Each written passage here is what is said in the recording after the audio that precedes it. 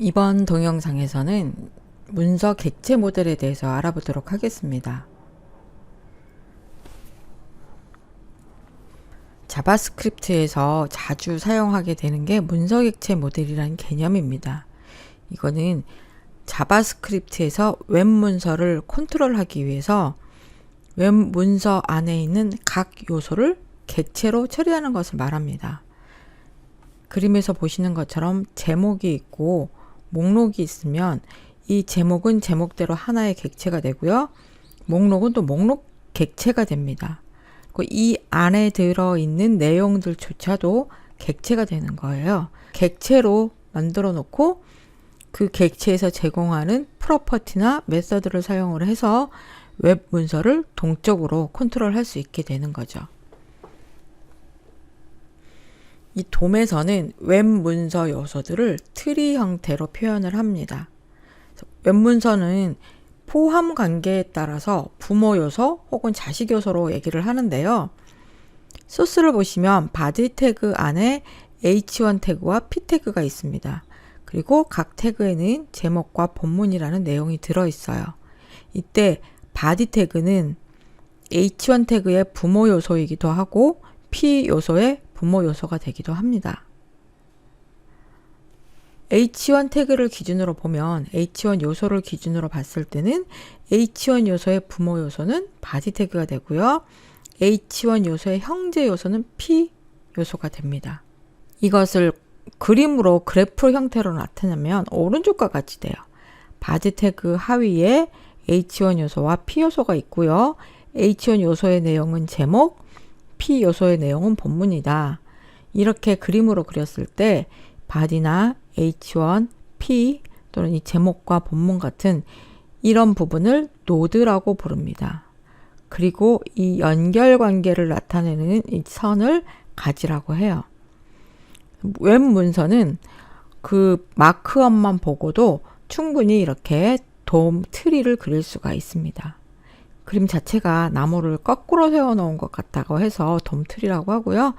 최상단에 오는 이 바디를 루트 노드라고 합니다. 돔 트리에서 어떤 게 노드가 되느냐? 일단 태그는 요소 노드라고 합니다.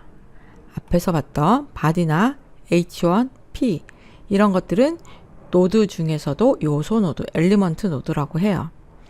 그리고 태그 안에 담겨 있는 텍스트, 이 텍스트는 텍스트 노드라고 하는데요. 텍스트 노드는 태그의 자식 노드로 표현을 합니다. H1 제목 안에 H1이란 태그 안에 제목이란 텍스트가 있으면 H1 노드의 자식 노드인 텍스트 노드가 생기고 그 내용이 제목이 됩니다. P 태그 안에도 본문이란 내용이 있죠. 그러면 P 노드, P 요소 노드의 자식 노드가 텍스트 노드가 되고 그 내용은 본문이라고 하게 됩니다. 태그에 보면 속성들이 있어요. 그 각각의 속성 역시 속성 노드가 됩니다. 속성 노드도 태그의 자식 노드가 돼요. 소스상에서 입력한 주석은 주석 노드로 표현을 합니다. 그래서 돔 트리에서 크게 노드는 엘리먼트 노드, 요소 노드와 텍스트 노드, 들어있는 텍스트 내용, 그 다음에 속성 노드, 어트리뷰트 노드로 표현을 하고요. 주석은 별개로 주석 노드로 사용을 합니다.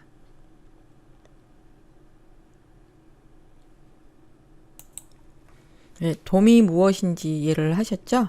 그럼 이제 돔을 사용해서 웹 문서 요소를 수정을 하거나 어떤 자바스크립트 함수를 연결하거나 여러 가지 것들을 할 수가 있는데 그러기 위해서는 웹 문서 안에 있는 요소들에게 접근을 해야 됩니다.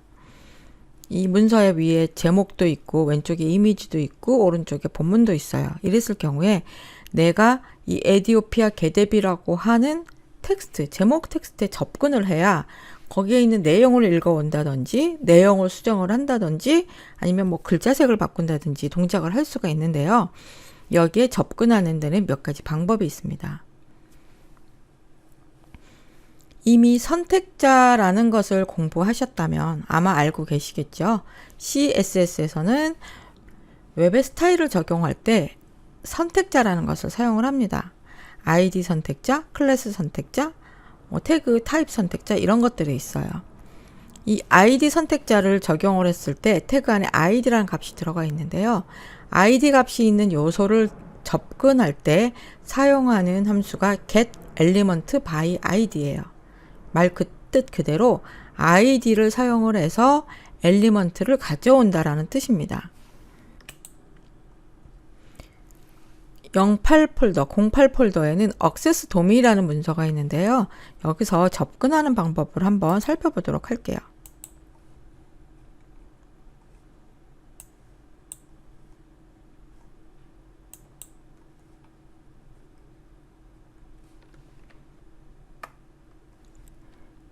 소스를 보시면 에디오피아 게뎁 이라는 제목 텍스트에서 h1 태그 안에 id는 equal heading이라고 사용을 하고 있습니다.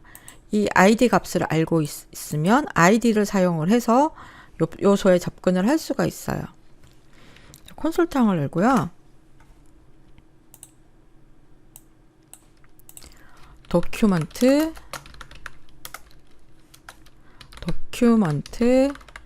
get element by id id를 사용해서 엘리먼트에 접근을 한다.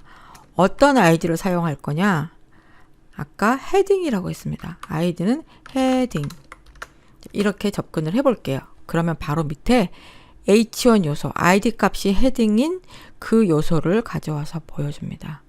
즉, 이 소스면은 내가 원하는 그 텍스트에 접근을 할 수 있다는 얘기예요. 이렇게 접근을 할 수 있다면 여기다가 뭐 글자색을 바꾸고 싶으면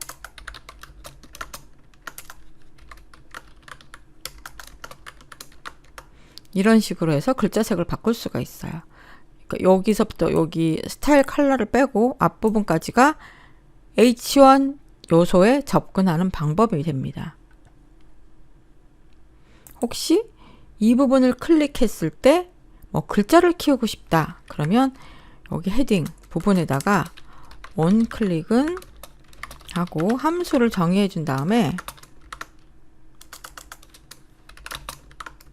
여기서 지금 있는 이 요소의 스타일에서 폰트 사이즈를 OEM으로 한번 바꿔보자 라고 지정을 해볼게요. 이렇게 함수를 정의를 했어요. id 값이 헤딩인 부분을 클릭했을 때 클릭해 볼까요? 네, 글자 크기가 이렇게 커집니다. 즉 웹 요소를 가져올 수만 있으면 스타일을 정의할 수도 있고 함수를 만들어서 그 함수를 적용을 할 수도 있습니다. 자, id 값이 없고 클래스 값이 있을 경우는 어떻게 할까요? 클래스 선택자의 특징은 무엇이냐면 웹 문서 안에서 여러 번 사용할 수 있다는 거예요. id는 한 번밖에 사용할 수 없지만 클래스는 여기 bright라고 했는데 밑에도 또 bright라는 게 있어요. 하나의 클래스명을 여러 군데서 사용을 할 수 있다는 거죠. bright라는 클래스명을 가진 요소에 한번 접근을 해볼게요. 도큐먼트 이번에는 get elements 여러 개이기 때문에 복수형으로 써주셔야 됩니다. by class name 클래스 이름을 사용을 해서 내가 요소에 접근하고 싶다. 어떤 이름이었냐면 bright였어요. 자, 보시면은요. 우리가 앞에서 봤던 배열과 비슷한 형태가 나옵니다. 두 개가 선택이 됐어요. 하나는 H2, bright가 적용된 H2 부분이고요. 또 하나는 P라는 요소에 bright라는 클래스 스타일이 적용된 거예요. 이렇게 두 개가 적용됐을 경우에는 값을 두 개를 가져와서 보여주고 얘네들은 HTML 컬렉션이라는 형태로 저장이 됩니다. 우리가 볼 때는 꼭 배열 같죠? 근데 정확하게 배열은 아니에요. 배열은 아니지만 배열에서 쓰는 방법대로 사용을 할 수가 있습니다. document get element by class name bright. 그러니까 bright라는 클래스 이름을 사용하는 요소들을 전부 다 가져오는데 그 중에서 나는 첫 번째 것만 알고 싶어. 그러면 배열에서 인덱스를 사용을 하듯이 똑같이 대괄호 안에 인덱스 번호를 넣어주시면 돼요. 그럼 두 개 중에서 첫 번째 h2라는 요소에 bright라는 클래스를 적용한 그 부분에 우리가 접근을 할 수가 있습니다. 여기에도 뭐 스타일을 바꿀 수도 있고요. 함수를 적용할 수도 있겠죠. 근데 소스 중에서 뭐 항상 id 값이나 클래스 값을 가지고 있는 건 아니에요. 그러니까 CSS 안에서 뭐 클래스 선택자를 사용한다거나 id 선택자를 사용했을 경우에 그 속성 값을 이제 마크업 할 때 넣어주게 되는데 id나 클래스가 없다. 그래서 나는 여기 h2 아무것도 없는 이 요소에다가 접근을 하고 싶어요. 그렇다면 타입 선택자를 이용을 할 수가 있습니다. h2 태그가 두 개가 사용이 됐는데 첫 번째 거는 클래스 값으로 적용을 할 수 있었지만 두 번째 것은 아무것도 없기 때문에 여기에 적용을 하려면 타입 선택자를 이용을 하셔야 돼요. 타입 선택자라는 것은 태그 이름을 사용해서 만든 태그 선택자를 말합니다. 도큐먼트 이번에는 get element 이번에도 복수형이에요. 왜냐하면 h2라는 태그가 문서 안에 한 번만 사용될 수도 있지만 여러 번 사용될 수도 있거든요. by 태그 name 이라고 해주고 어떤 태그? h2 태그. 자, 이 경우에도 이 h2라는 태그가 여러 번 사용될 수 있기 때문에 html 컬렉션 형태로 표시가 됩니다. 열어보면 첫 번째 h2는 클래스 bright가 적용된 h2고요. 두 번째는 뭐 클래스나 id 값이 없는 h2예요. 나는 여기서 두 번째 걸 갖고 오고 싶어요. 그러면 인덱스 1이라고 해주면 내가 생각했던 플레이버 노트라는 제목 텍스트에 접근을 할 수가 있습니다. 이렇게 id나 클래스나 태그 등을 이용을 해서 웹 문서, 웹 요소에 접근을 할 수가 있어요. 여기 있는 이미지에 접근을 하고 싶다 그러면 태그 네임을 이미지라고 해주면 웹 문서에 있는 모든 이미지들을 갖고 올 수도 있겠죠. 웹 요소에 접근하는 또 다른 명령들이 있어요. 함수들이 있습니다. query selector라는 함수하고 query selector all이라고 하는 함수입니다. 이것 역시 선택자를 사용한다는 데서는 앞에 get element by id나 element by class name, by tag name을 사용할 때와 마찬가지예요. 이 query selector라는 거는 클래스나 id나 태그나 이 문장 하나로 다 처리를 할 수 있습니다. 앞에서 살펴봤던 함수들은 by id, by class name, by tag name 이렇게 용도에 따라서 다른 함수명을 사용을 했지만 여기서는 이 괄호 안에서 다 한꺼번에 처리를 할 수가 있어요. 도큐먼트 query selector 한 다음에 아까 이름이 뭐였었죠? h1 요소가 헤딩이었어요. 이 h1 요소에 접근을 하고 싶다.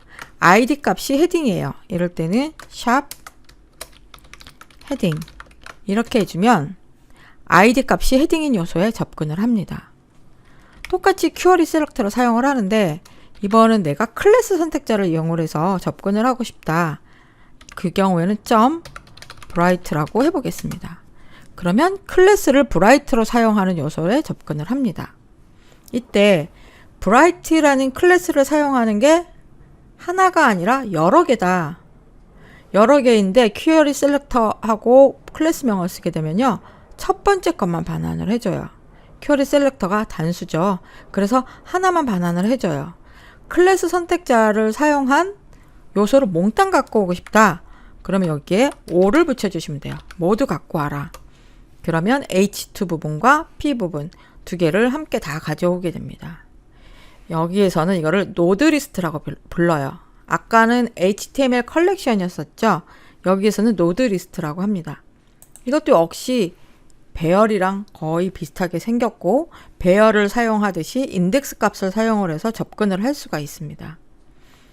query selector all을 사용할 때 여러 개의 값은 노드 리스트로 적용이 되고요. 앞에 살펴봤던 by class name이나 by tag name을 사용을 해서 여러 개의 요소를 가지고 오게 되면 HTML 컬렉션이라는 형태로 저장이 됩니다. 특히 query selector가 편리한 이유는요. 여러 개의 선택자를 조합해서 사용을 할 수가 있다는 거예요. 여러분이 선택자 공부를 해보셨다면 여기 플레이버 노트라는 요소에 접근을 할 때 얘가 클래스 네임도 없고 아이디 네임도 없지만 하위 선택자나 자식 선택자를 만들어서 여기에 접근을 할 수가 있습니다. 아이디 값이 DESC인 요소의 자식인 H2 이런 식으로 포함 관계를 나타내서 요소에 접근을 할 수가 있어요. 이런 선택자는 큐어리 셀렉터에서 사용을 할 수가 있습니다. 어디에 한번 그 접근을 해볼까요? 요거를 한번 접근을 해볼게요. 이 id 값이 DESC인 곳에서 H2 요소를 찾아가 보겠습니다. 도큐먼트 큐어리 셀렉터예요. id 값이 DESC인 요소의 하위 요소 중에서 H2 이렇게 선택자를 사용을 하면 이게 셀렉터이기 때문에 첫 번째 해당하는 값이 나와요. 여기다가 5를 붙이게 되면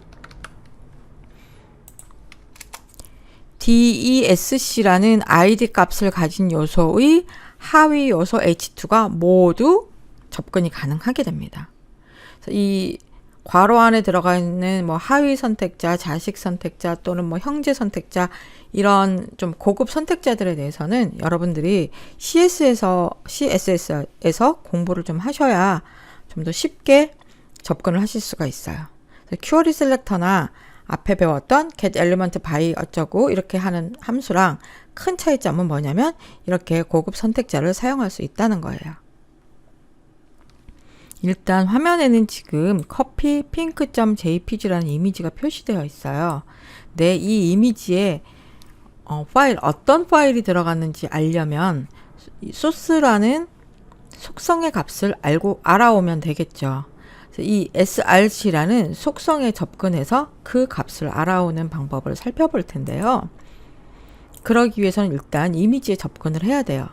이 이미지에는 뭐 클래스나 아이디 선택자 같은 것이 없기 때문에 아이디 값이 프로덕트 이미지인 프로드 이미지의 자식 요소인 이미지 이렇게 접근을 해야 합니다.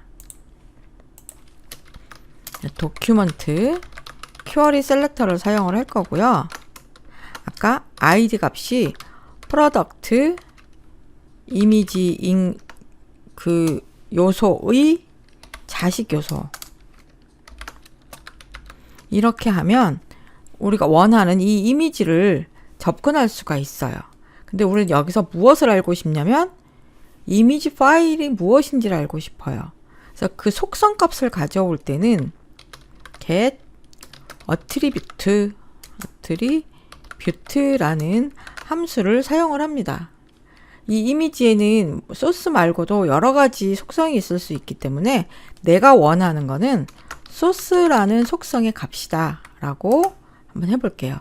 그러면 이 이미지의 파일 경로가 나옵니다. 웹 요소에 접근한 후에 get attribute 함수를 사용을 해서 원하는 속성의 값을 가져올 수가 있는 거죠. 그럼 반대로 속성의 값을 바꿀 수 있을까요? 네, 바꿀 수 있습니다. 이 경우에는 set attribute를 사용을 하면 되고 여기에다가 이 소스의 값을 무엇이라고 바꿀 거냐면 이미지 폴더 안에 있는 copy blue.jpg로 한번 바꿔달라고 이렇게 지정을 하시면 돼요. 여기 마침표가 아니고 쉼표입니다. 값을 바꾸려고 하는 속성과 바꿀 값을 넣어주시면 돼요. 엔터를 쳐볼게요. 그러면 이 이미지가 바로 바뀌었습니다. 아까는 핑크였는데 블루 이미지로 바뀐 걸 볼 수가 있어요. get attribute를 사용을 해서 속성 값을 가져올 수 있고 set attribute를 사용을 해서 속성 값을 변경할 수 있습니다. 이때 set attribute 대신에요. 이렇게 해서 여기다가 images copy gray.jpg 이렇게 지정하셔도 돼요. 그럼 그레이색으로 바뀌죠. 그러니까 set attribute 대신에 아예 이 객체의 source property 그러니까 소스 속성의 값을 지정을 이런 식으로 해주셔도 됩니다.